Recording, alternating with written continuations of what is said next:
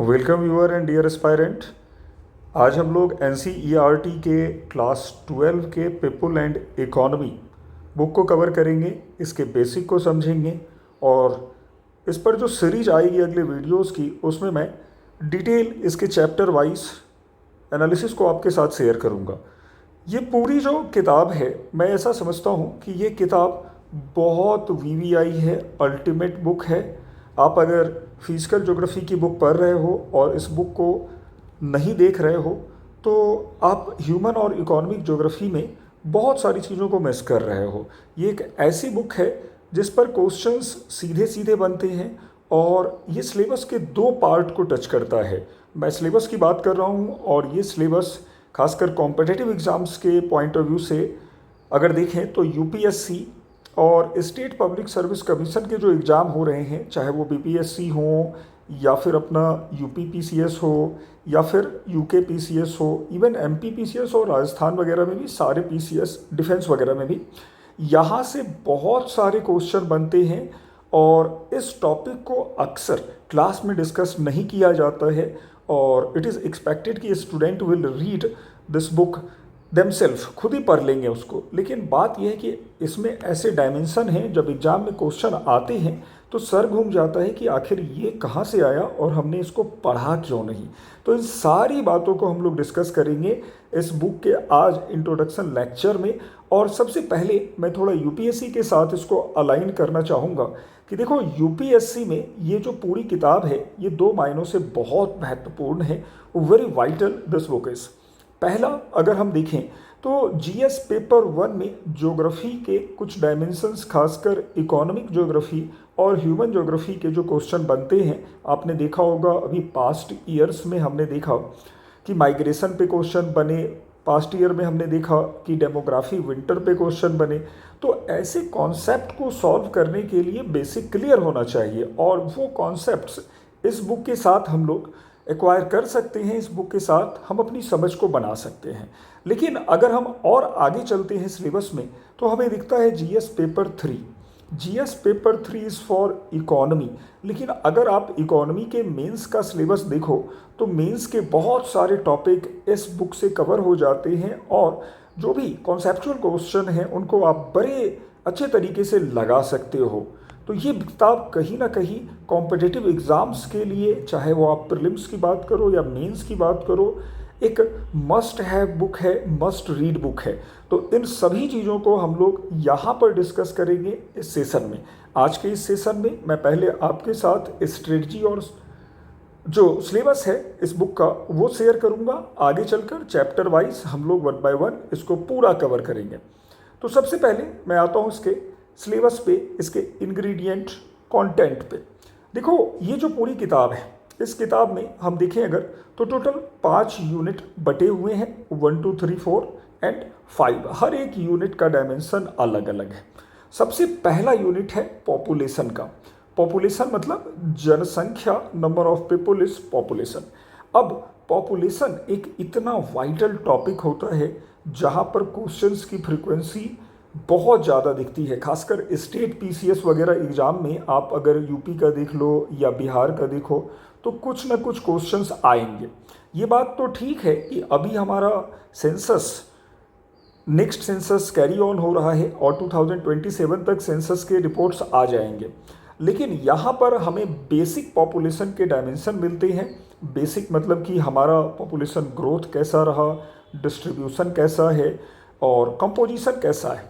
अब यहाँ पर हमें ये बात पता चलती है कि देखो डिस्ट्रीब्यूशंस के फैक्टर क्या हैं। क्यों कहीं पर अधिक कॉन्सेंट्रेशन ऑफ पीपल दिखाई पड़ता है तो वहीं कहीं पर कम कॉन्सेंट्रेशन दिखाई पड़ता है। डेंसिटी के फैक्टर्स हैं जो यहाँ पर बहुत डिटेल में डिस्कस किए हुए हैं। आप खुद ही जानते हो कि हमारा जो नॉर्दर्न इंडियन प्लेन है that is one of the most populous region in the world with very high density of people. Bihar, Uttar Pradesh, यूके वगैरह में बहुत ज़्यादा लोग रह रहे हैं।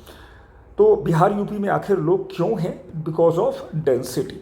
ग्रोथ हमारे यहाँ पे अलग अलग रहा है। आप देखो शुरू से अगर इंडिया के ग्रोथ को, पॉपुलेशन ग्रोथ को, तो पहले हमारा ग्रोथ बहुत स्टीडी था, धीरे धीरे ग्रोथ हो रहा था।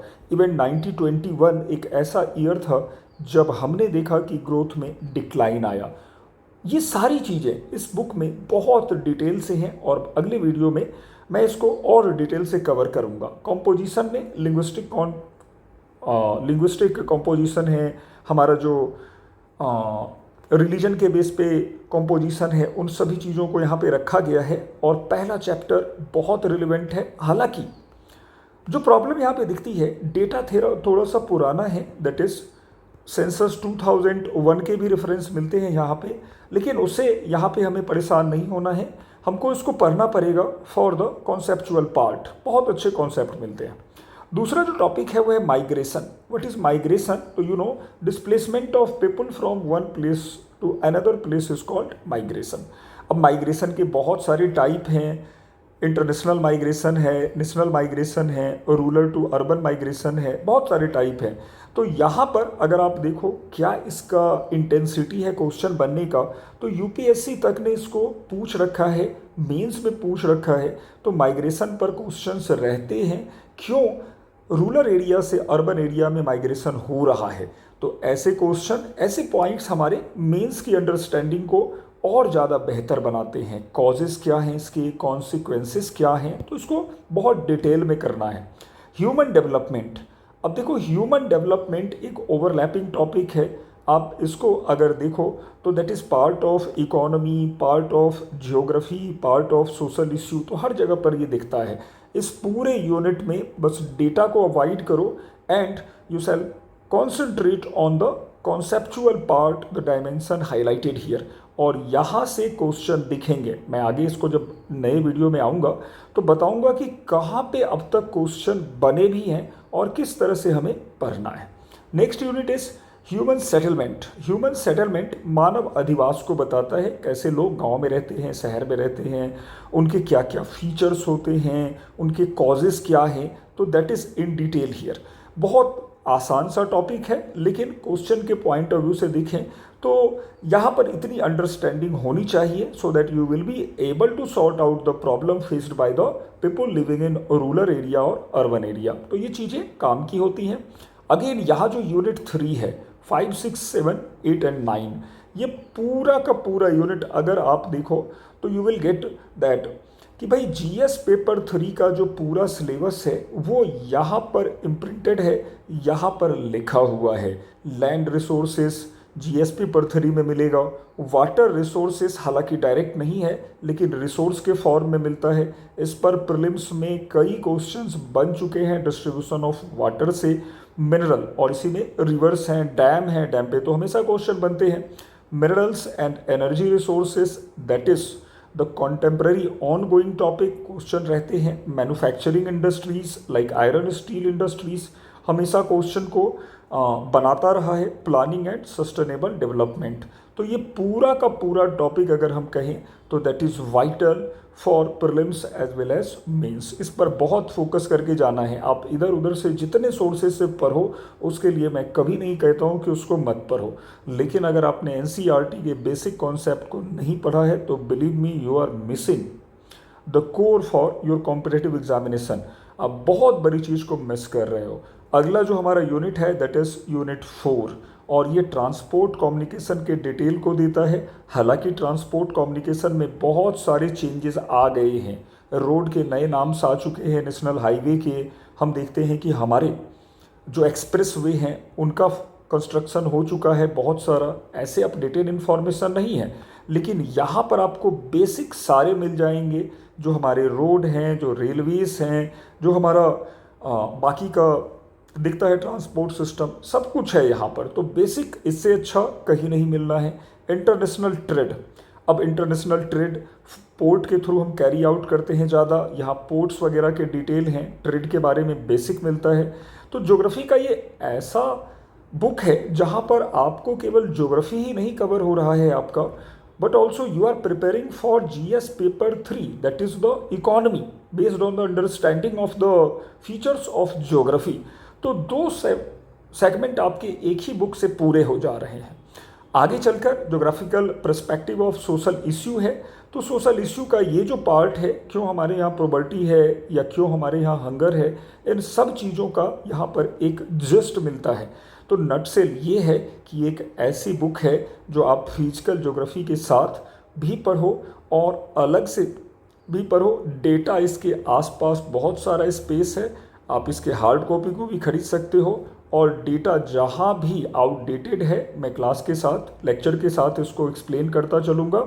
आप डेटा अपडेट करते चलो, दैट इज़ सेकेंडरी थिंग, लेकिन कॉन्सेप्ट जितना अच्छा इस बुक से मिलेगा उतना अच्छा किसी भी बुक में नहीं मिलेगा। Whether you are preparing for looking for UPSC, state PCS और defence, this book is fundamental.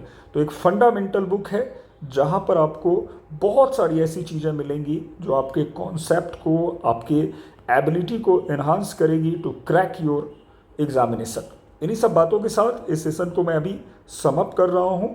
अगले वीडियो में मैं इसके प्रॉपर यूनिट वाइज एनालिसिस को आपके साथ रखूँगा।